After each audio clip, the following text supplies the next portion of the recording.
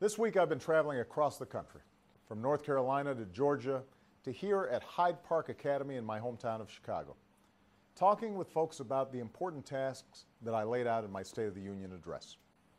Reigniting the true engine of America's economic growth, a rising, thriving middle class. Every day we should ask ourselves three questions. How do we bring good jobs to America? How do we equip people with the skills those jobs require? And how do we make sure your hard work leads to a decent living? I believe all that starts by making America a magnet for new jobs in manufacturing. After shedding jobs for more than 10 years, our manufacturers have added about 500,000 jobs over the past 3. What we need to do now is simple. We need to accelerate that trend. We need to launch manufacturing hubs across the country that will transform hard-hit regions into global centers of high-tech jobs and manufacturing. We need to make our tax code more competitive, ending tax breaks for companies that ship jobs overseas and rewarding companies that create jobs here at home. And we need to invest in the research and technology that will allow us to harness more of our energy and put more people back to work repairing our crumbling roads and bridges. These steps will help our businesses expand and create new jobs. But we also need to provide every American with the skills and training that they need to fill those jobs. Let's start in the earliest years by offering high-quality preschool to every child in America, because we know kids in these programs do better throughout their lives.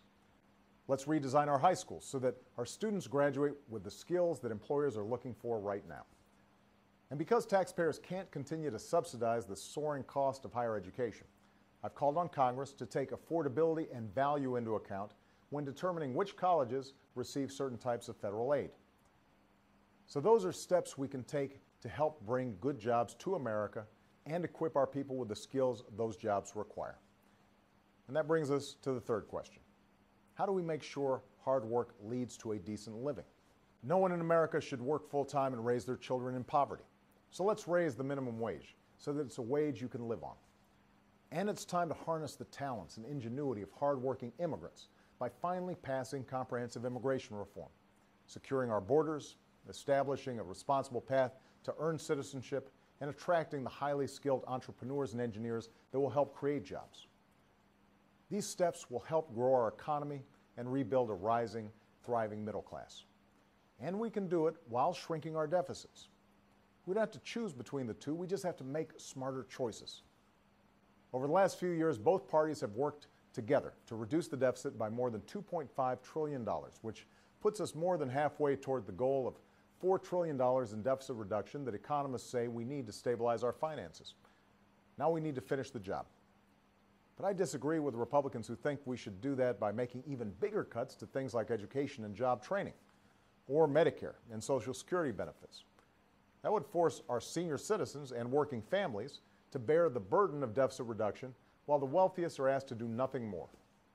That won't work. We can't just cut our way to prosperity. Instead, I've proposed a balanced approach, one that makes responsible reforms to bring down the cost of health care and saves hundreds of billions of dollars by getting rid of tax loopholes and deductions for the well-off and well-connected. And we should finally pursue bipartisan comprehensive tax reform that encourages job creation and helps bring down the deficit. So we know what we need to do. All the steps I've mentioned are common sense, and together they will help us grow our economy and strengthen our middle class. In the coming weeks and months, our work won't be easy and we won't agree on everything. But America only moves forward when we do so together, when we accept certain obligations to one another and to future generations. That's the American story, and that is how we will write the next great chapter, together. Thanks, and have a great weekend.